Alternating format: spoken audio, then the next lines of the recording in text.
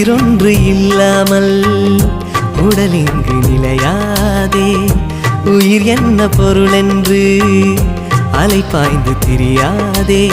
வாழ்க்கையின் வேர்களோ மிக ரகசியமானது. ரகசியம் காண்பதே நம் அவசியமானது.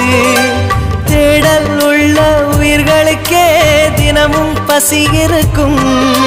தேடல் என்பது உள்ளவரை வாழ்வில் ருசி இருக்கும். பாடல் போல தேடல் கூட ஒரு சுகமே. இசை பாடி வரும் இளம் காற்றுக்கு உருவமில்லை. காற்றலை இல்லை என்றால் ஒரு பாட்டு